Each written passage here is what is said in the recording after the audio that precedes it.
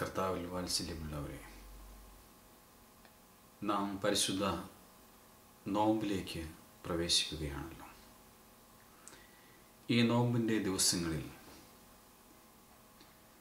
Indian orthodox TV എല്ലാ ദിവസവും നോമ്പോട് അനുബന്ധിച്ച ധ്യാന ചിന്തകൾ നിങ്ങളിലേക്ക് പകരുവാനായിട്ട് ആഗ്രഹിക്കുന്നു. ഈ നോമ്പ് വിശുദ്ധിയോടുകൂടി, ദൈവസന്നിധിയിൽ പ്രാർത്ഥനയോടുകൂടി, ഉപവാസത്തോടുകൂടി, ചിട്ടയോടുകൂടി നോക്കുവാൻ സഭ നമ്മോട് ആവശ്യപ്പെടുന്നു. വിശുദ്ധ യോഹന്നാന്റെ സുവിശേഷം 2-ാം അധ്യായം അതിൻ്റെ 5-ാം വാക്യത്തിൽ പറയുന്നു, whatever he says to you do it. Whatever he says to you, do it. അവൻ നിങ്ങളോട് എന്തെങ്കിലും കൽപ്പിച്ചാൽ നിങ്ങൾ അപ്രകാരം ചെയ്യുവിൻ. ഈ വേദഭാഗം നമുക്ക് സുപരിചിതമാണ്. കനായിലെ കല്യാണത്തിൽ പരിശുദ്ധ ദൈവമാതാവ് ശിഷ്യന്മാരോട് പറഞ്ഞ ഒരു വാക്യമാണിത്. അവൻ നിങ്ങളോട് എന്തെങ്കിലും കൽപ്പിച്ചാൽ നിങ്ങൾ അപ്രകാരം ചെയ്യുവിൻ.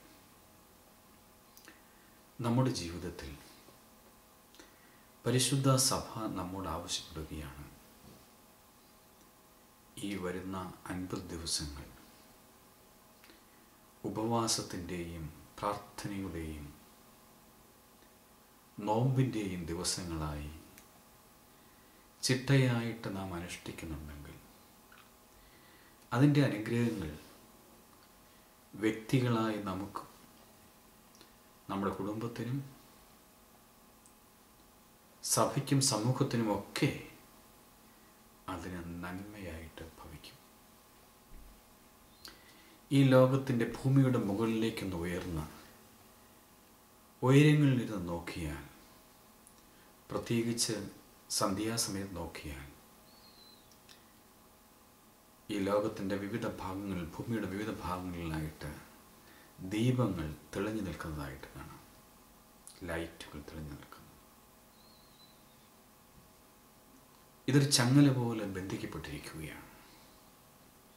ഈ പ്രപഞ്ചത്തിൻ്റെ ഓരോ കോണിൽ ജീവിക്കുന്ന നാം ഓരോരുത്തരും ചെറിയ ചെറിയ ദീപങ്ങളായി, ചെറിയ ചെറിയ ലൈറ്റുകളായി നമ്മെ കൊണ്ട് ചെയ്യാൻ പറ്റുന്ന നന്മകൾ ചെയ്തുകൊണ്ട് നാം മുന്നോട്ടുള്ള ജീവിതം നയിക്കുകയാണ് എങ്കിൽ തീർച്ചയായും അത് ലോകം മുഴുവൻ പ്രകാശിക്കുന്ന ഒരു ലിങ്കായി, ഒരു കണക്റ്റിംഗ് ലിങ്കായി അത് മാറും എന്നുള്ളതിൽ സംശയമില്ല.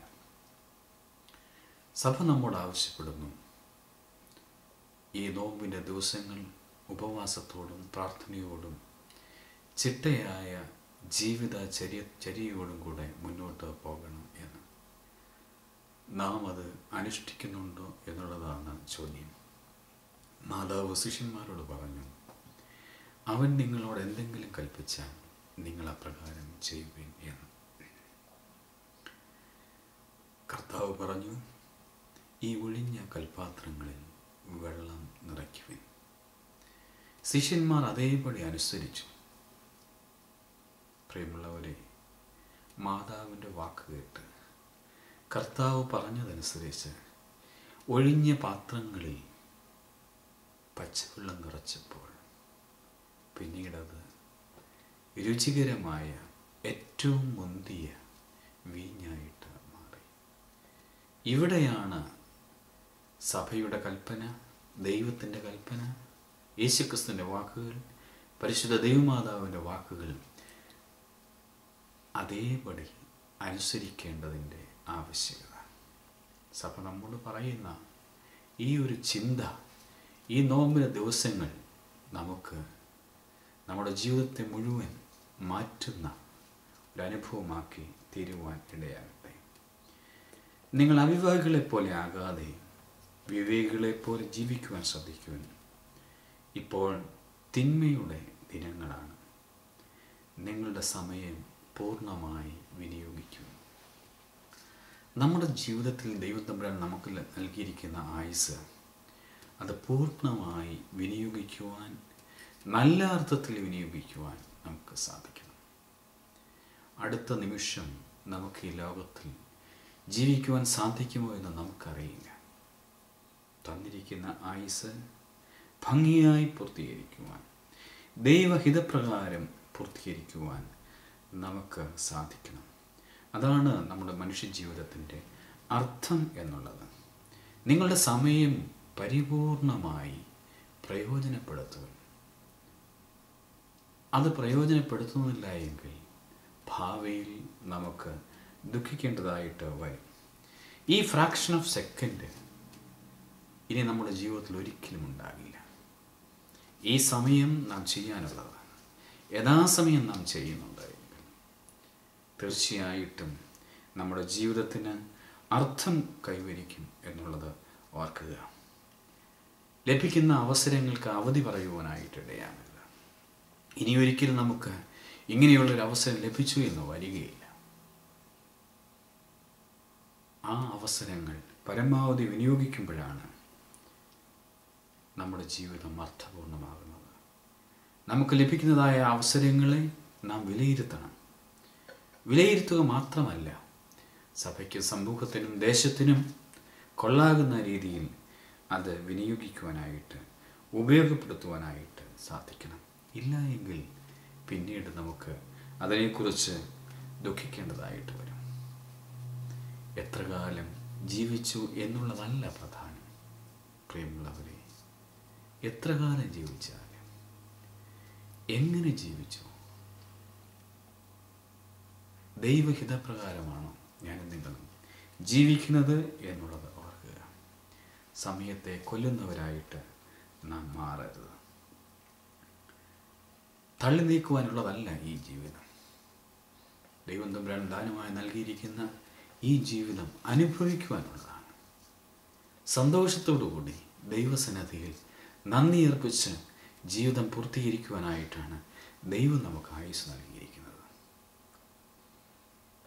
ചത്തതിനൊക്കുമേ ജീവിച്ചിരിക്കലും എന്ന ചിന്തയോടുകൂടി ഇങ്ങനെ പോകുന്നെങ്കിൽ അങ്ങനെ പോകട്ടെ എന്നുള്ള ചിന്തയോടുകൂടി മുന്നോട്ട് പോകുന്നത് ഒരു ജീവിതമല്ല, അർത്ഥപൂർണമായ ജീവിതമല്ല എന്നുള്ളത് ഓർക്കുക.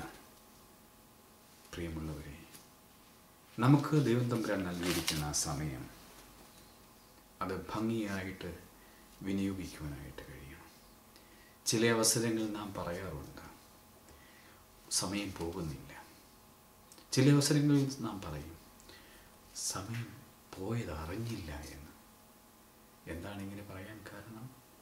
അലസതയോടുകൂടി, മടിയോടുകൂടി ജീവിതത്തിൽ ലക്ഷ്യബോധമില്ലാതെ നാം ജീവിക്കുന്നുണ്ടെങ്കിൽ അങ്ങനെയുള്ളവർക്ക് പറയാനായിട്ട് കഴിയും, സമയം പോകുന്നില്ല എന്ന്. എന്നാൽ നമുക്ക് ലഭിച്ചിരിക്കുന്നതായ സമയം എന്നെക്കൊണ്ട് ചെയ്യുവാൻ കഴിയുന്നത്, ഈ ലോകത്തിന് വേണ്ടി എനിക്കെന്ത് ചെയ്യുവാനായിട്ട് കഴിയും? എനിക്ക് തന്നിരിക്കുന്നതായ താലന്തുകൾ അത് വേണ്ട വിധത്തിൽ മനസ്സിലാക്കി ഉപയോഗിക്കുവാൻ കഴിയുന്നവർക്ക് സമയം ഒരിക്കലും ഒരു പ്രശ്നമാകില്ല. സമയം നഷ്ടപ്പെട്ടു പോയി എന്ന് പറയേണ്ടി വരികയില്ല, തള്ളി നീക്കുന്നു എന്ന് പറയേണ്ടി വരികയില്ല. പ്രിയമുള്ളവരെ, ഈ സമയമെന്ന് പറയുന്നത് സ്ഥിരമാണ്. ഈ സമയത്തിൻ്റെ ഒഴുക്കിലൂടെ നാമാണ് കടന്നു പോകുന്നത്. ഈ സമയത്ത് ദൈവത്തിൻ്റെ ഹിതമില്ലെന്ന് മനസ്സിലാക്കി യേശുക്രിസ്തു എന്നോട് എന്താണ് പറയുന്നത്, വിശുദ്ധ ദൈവമാതാവ് എന്നോട് എന്താണ് പറയുന്നത്, അത് ഉൾക്കൊണ്ടുകൊണ്ട്, അതിൻ്റെ സത്ത ഉൾക്കൊണ്ടുകൊണ്ട് പൂർണ്ണമായും അത് വിനിയോഗിക്കുവാനായിട്ട് നമുക്ക് സാധിക്കണം. ചില അവസരങ്ങളിൽ ഉറക്കം വരാത്ത രാത്രികളായി ചിലർക്ക് മാറാറുണ്ട്. ചിലർ അതിന് സ്ലീപ്പിംഗ് പിൽസും അതുപോലെ തന്നെ മറ്റ് ഉറക്കം വരുവാൻ വേണ്ടി മറ്റു ഉപാധികൾ കണ്ടെത്തുന്നവരുണ്ട്, മറ്റു മാർഗങ്ങളിലേക്ക് തിരിയുന്നവരുണ്ട്. അവിടെയൊക്കെ അസ്വസ്ഥതകൾ മാത്രമാണ് ബാക്കിപത്രമായിട്ടുള്ളത് എന്നുള്ളത് ഓർക്കുക. ചില അവസരങ്ങളിൽ ജീവിതയാത്രയിൽ സമയം കൊല്ലികളായിട്ടുള്ള ചിലരെ നാം കണ്ടുമുട്ടാറുണ്ട്. ഒന്നും ചെയ്യുവാനില്ല, ജീവിതത്തെക്കുറിച്ച് പ്രത്യേക പദ്ധതിയോ ലക്ഷ്യമോ അവർക്കില്ല. ഇങ്ങനെയുള്ളവർ സമയം കൊല്ലികളാണ്. എൻ്റെ ജീവിതത്തെക്കുറിച്ച് ദൈവത്തിനൊരു പദ്ധതിയുണ്ട്, ദൈവത്തിനൊരു പ്ലാനുണ്ട്. ആ പ്ലാൻ എന്തെന്നറിയണം നാം. എനിക്ക് മാത്രമുള്ള ചില കഴിവുകളുണ്ട്. നിങ്ങൾക്ക് ഓരോരുത്തർക്കും നിങ്ങൾക്ക് മാത്രമായി നൽകിയിട്ടുള്ള, വരദാനമായി നൽകിയിട്ടുള്ള ചില ടാലൻസ് ഉണ്ട്. ചിലർക്ക് പാടുവാനുള്ള കഴിവാണ്, ചിലർക്ക് പ്രസംഗിക്കാനുള്ള കഴിവാണ്, ചിലർക്ക് പാചകം ചെയ്യാനുള്ള കഴിവാണ്. നിങ്ങൾക്ക് ലഭിച്ചിരിക്കുന്ന ടാലൻസ്, നിങ്ങൾക്ക് ലഭിച്ചിരിക്കുന്നതായ കഴിവുകൾ, അത് തക്കത്തിൽ വിനിയോഗിക്കുവാനായിട്ട് കഴിയണം. പിന്നിലുള്ളത് മറന്നു മുന്നിലുള്ളത് ആഞ്ഞുകൊണ്ട് പൗലോസ് പറയുന്നത് പോലെ കൊഴിഞ്ഞു വീണ ഇന്നലകളിലെ നഷ്ടപ്പെട്ടു പോയ അവസരങ്ങളെക്കുറിച്ച് വിലപിക്കുകയല്ല വേണ്ടത്. മറിച്ച് നമ്മുടെ മുമ്പിൽ നമുക്ക് ചെയ്യുവാൻ കഴിയുന്ന ഇനിയും അനേകം കാര്യങ്ങൾ നമ്മുടെ മുമ്പിലുണ്ട്. തടസ്സങ്ങളുണ്ടാകും, പ്രയാസങ്ങളുണ്ടാകും. പ്രിയപ്പെട്ടവർ, ഒരുപക്ഷേ നമുക്ക് ലഭിക്കേണ്ടതായ അർഹതപ്പെട്ടതായ അംഗീകാരം ലഭിച്ചില്ല എന്ന് വരും. ജീവിതത്തിൽ തടസ്സങ്ങൾ നിരവധി ഉണ്ടാകും. അത് ജീവിതത്തിൻ്റെ ഭാഗമാണ്. വീഴുന്നത് എഴുന്നേൽക്കുവാനാണ്. ഓരോ വീഴ്ചയും ഉയർച്ചയിലേക്കുള്ളതായ ചവിട്ടുപടിയാണെന്ന് മനസ്സിലാക്കി നമ്മുടെ ഓരോരുത്തരുടെയും ജീവിതത്തിൽ ദൈവത്തിൻ്റെ കൽപ്പന പൂർണ്ണമായി അനുസരിക്കുന്നവരായിട്ട് നാം ആയിത്തീരുന്നുണ്ട് എങ്കിൽ അതായിരിക്കും ജീവിതത്തിൻ്റെ അർത്ഥം എന്ന് ഓർക്കുക. ഈ നോമ്പ് ഭംഗിയായി നോക്കുവാനായിട്ട് സഭ നമ്മോട് ആവശ്യപ്പെടുന്നു, ദൈവം നമ്മോട് ആവശ്യപ്പെടുന്നു. കർത്താവ് പോലും 40 ദിവസം ഉപവസിച്ചു. പ്രാർത്ഥനയാലും ഉപവാസത്താലും വൻകാര്യങ്ങൾ നമുക്ക് ഈ ലോകത്തിൽ നേടിയെടുക്കാനായിട്ട് കഴിയും. അനുതാപത്തോടുകൂടി, ജീവിത വിശുദ്ധിയോടുകൂടി ഈ നോമ്പ് അനുഷ്ഠിക്കുവാൻ നമുക്ക് കഴിയണം.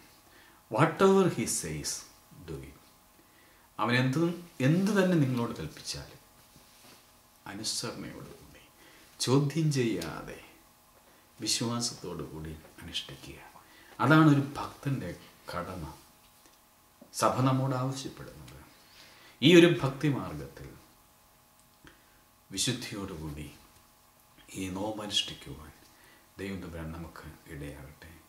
അനുഗ്രഹങ്ങൾ തീർച്ചയായിട്ടും നമ്മുടെ ഭവനങ്ങൾക്കുണ്ടാകും, ദേശത്തിനുണ്ടാകും, സമൂഹത്തിനും ഉണ്ടാകും. ദൈവത്തിൻ്റെ പരിശുദ്ധാത്മാവ് അതിന് നമ്മെ സഹായിക്കട്ടെ.